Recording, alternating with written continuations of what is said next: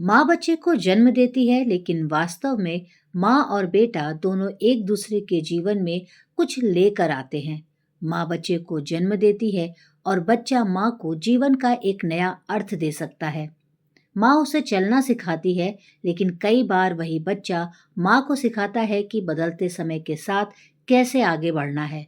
माँ उसे बोलना सिखाती है और बेटा माँ को सिखा सकता है कि हर बात का जवाब शब्दों से नहीं, कभी-कभी समझ से भी दिया जाता है। माँ उसे दुनिया से बचाती है और बड़ा होकर बेटा माँ की सुरक्षा का सहारा बन सकता है। इसलिए माँ बेटे का रिश्ता केवल खून का रिश्ता नहीं, यह प्रेम, जिम्मेदारी, संस्कार और जीवन की सीख का रिश्ता है। और अगर आप एक माँ हैं, तो अपने बेटे से केवल ये मत पूछिए कि तुम मेरे लिए क्या करोगे। कभी उससे ये भी कहिए, तुम खुश रहो, यही मेरे लिए बहुत है। क्योंकि माँ का प्रेम अक्सर पाने से ज्यादा देने में विश्वास करता है। और अगर आप अपने बेटे से किसी बात को लेकर नाराज हैं, तो याद रखिए, रिश्तों में नाराजगी हो सकती है, मतभेद भी हो सकते हैं, लेकिन जहाँ संभव हो वहाँ प्रेम और संवाद का रास्ता खुला रखना चाहिए। क्योंकि जीवन बहुत छोटा है और कई बार हम जिन छोटी छोटी बातों को लेकर वर्षों तक नाराज रहते हैं, वही बातें बाद में बिल्कुल छोटी लगने लगती हैं। कुछ माँ बेटे के बीच बचपन से ही एक अजीब सी आत्मीयता दिखाई देती है। माँ बच्चे को बिना बताए समझ लेती है। बेटा माँ की आवाज से ही समझ जाता है कि माँ परेशान है। कभी कभी ऐसा लगता है कि दोनों एक दूसरे को पहले से जानते हों। आध्यात्मिक दृष्टि से इसे पुराने आत्मिक संबंध के रूप में देखा जाता है। अधूरा कर्म पूरा करना। अब बात आती है कर्मों की। कर्म का अर्थ केवल सजा या इनाम नहीं है। कर्म का अर्थ है हमारे कर्मों का प्रभाव और उनसे बनने वाले संबंध। कभी कोई रिश्ता अधूरा रह जाता है, किसी की मदद नहीं कर पाए, किसी के प्रति अपना कर्तव्य पूरा नहीं कर पाए, या किसी के साथ प्रेम और जिम्मेदारी का कोई अधूरा हिसाब रह गया।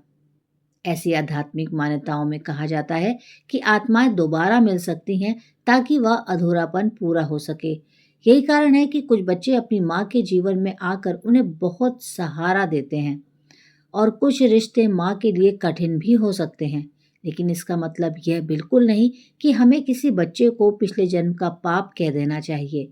किसी व्यक्ति के वर्तमान व्यवहार को केवल पिछले जन्म के कर्म से निश्चित रूप से समझना संभव नहीं है। हमें वर्तमान जीवन के कर्म और परिस्थितियों को भी समझना चाहिए। दोस्तों, कभी कभी जीवन में आने वाला व्यक्ति हमें कोई बहुत बड़ी सीख देकर जाता है।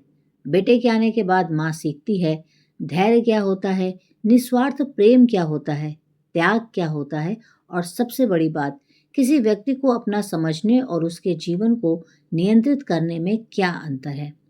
माँ बच्चे को जन्म जन्म देती है, उसका पालन पोषण करती है, लेकिन एक समय के बाद बच्चे की अपनी जिंदगी होती है। यहीं से माँ के लिए एक बहुत बड़ी आध्यात्मिक सीख शुरू होती है। प्रेम करना है, लेकिन हर चीज को अपने नियंत्रण में नहीं रखना है। आपने देखा होगा कुछ बेटे अपनी माँ के लिए बहुत ज्यादा केयरिंग होते हैं, समर्पित होते हैं। माँ की एक छोटी सी परेशानी भी उन्हें परेशान कर देती है। वे माँ की जरूरत को बिना बताए समझ लेते हैं। ऐसे रिश्ते को केवल भाग्य कह देना जरूरी नहीं। इसमें संस्कार, परवरिश, स्वभाव और दोनों के बीच का भावनात्मक संबंध भी बहुत ज्यादा महत्वपूर्ण होता है। आध्यात्मिक दृष्टि से इसे एक सकारात्मक कार्मिक संबंध माना जा सकता है। लेकिन यहाँ एक बात बहुत जरूरी है। अच्छा बेटा होना केवल पिछले जन्म का फल नहीं है। आज के जीवन में मिले संस्कार, परिवार का वातावरण, शिक्षा और व्यक्ति के अपने निर्णय भी उतने ही महत्वपूर्ण हैं। इसलिए अगर आपका बेटा आपका सम्मान करता है, आपकी चिंता करता है और आपके सुख दुख में साथ खड़ा रहता है, तो इसे केवल भाग्य समझकर छोड़ मत दीजिएगा। इस उसके अच्छे संस्कारों को पहचानिए और उसकी सराहना कीजिए। अगर किसी माँ का बेटा उससे दूर है, बात नहीं करता, या माँ बेटे के बीच में मतभेद है, तो इसका अर्थ यह नहीं है कि वह बेटा पिछले जन्म का कोई आपका दुश्मन है। ऐसी बातें सुनकर कई बार इंसान अपने ही बच्चे को गलत नजर से देखने लगता है, जबकि वास्तविक जीवन में रिश्तों में दूरी के कई कारण हो सकते हैं। गलतफहमियां, व्यस्तता, व्यक्तित्व का अंतर, परिवार की परिस्थितियां या पुराने विवाद। इसलिए आध्यात्मिक ज्ञान का उद्देश्य डर पैदा करना नहीं होना चाहिए। आध्यात्मिक ज्ञान का उद्देश्य रिश्तों को समझना और बेहतर बनाना होना चाहिए। अगर माँ और बेटे के बीच दूरी है, तो सबसे पहले संवाद की कोशिश कीजिए।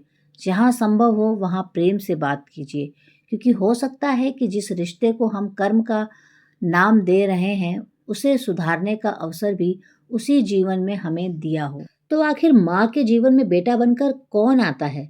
आध्यात्मिक मान्यताओं के अनुसार वह ऐसी आत्मा हो सकती है जिसके साथ माँ का कोई पुराना संबंध, कर्म या अधूरा भाव जुड़ा हो। लेकिन सच्चाई यह भी है कि हम पिछले जन्मों के बारे में कोई निश्चित प्रमाण के साथ किसी रिश्ते का फैसला नहीं कर सकते।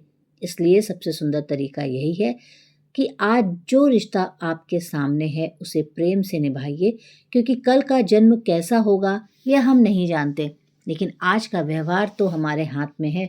अगर आपको लगता है कि आपके जीवन में भी आपका बेटा किसी खास कारण से आया है, तो कमेंट में सिर्फ इतना लिखिए, मेरा बेटा मेरे जीवन का आशीर्वाद है।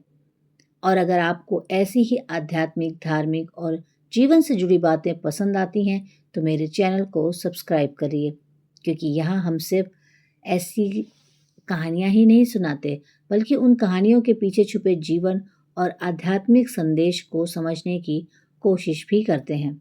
जय श्री हरि।